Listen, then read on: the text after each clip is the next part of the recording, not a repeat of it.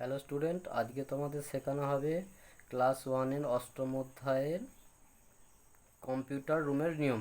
Computer নিয়ম কী করছে না, প্রথমে দেখো এখানে দেখো একটা রাইট চিহ্ন আছে, একটা ক্রস চিহ্ন আছে।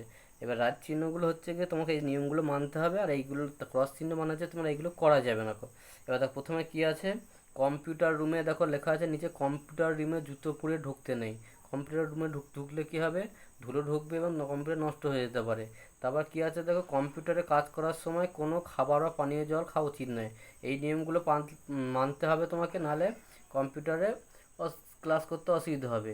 তারপরে কি আছে তোমাকে, তারপর আছে তোমার দেখো কম্পিউটার রুমে খেলা করা উচিত না। কম্পিউটার রুমে খেলা করলে কি হবে, কম্পিউটারটা বল বা কিছু অন্য কোনো জিনিস লেগে গেলে তোমার ভেঙে যেতে পারে, তার কম্পিউটার খারাপ হয়ে যেতে পারে। তারপর কি আছে, ভিজে হাতে কম্পিউটার হাত দেওয়া উচিত নয়। কেন হাত দেওয়া উচিত নয়, কারণ কম্পিউটার ইলেকট্রিক ডিভাইসের সাহায্যে চলে। ইলেকট্রিক ডিভাইস যে কোনো জিনিসের ওপর ভিজে হাতে হাত দেওয়া উচিত নয়। তারপর কি আছে তোমার, তারপর যেটা আছে তোমার কিবোর্ডগুলি আস্তে আস্তে টেপা উচিত। এটা সঠিক, যে কারণ আমরা যে কাজগুলো করি কিবোর্ডের সাহায্যে আস্তে আস্তে টিপলে পরে তোমার কাজটা করতে ভালো ভালো থাকবে কম্পিউটারটা। তারপর কি আছে, মাউসের সাহায্যে আমরা যে কাজটা করি মাউসটাকে সাবধানে কাজ করতে হবে, তাহলে আমরা কাজগুলো ভালোভাবে করতে পারবো।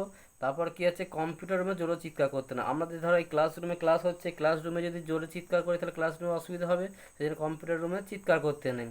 তারপর কি আছে, কম্পিউটারের তারগুলো নিয়ে কখনোই টানাটানি করা উচিত নয়। কেন উচিত নয়, কারণ কম্পিউটার তারগুলো নিয়ে টানাটানি করলে তারগুলো ছিঁড়ে যেতে পারে, তাহলে কম্পিউটার খারাপ হয়ে যেতে পারে।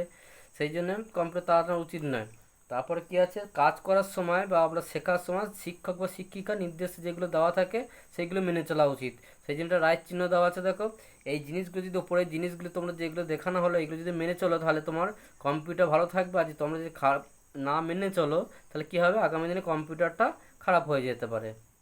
বোঝা গেল?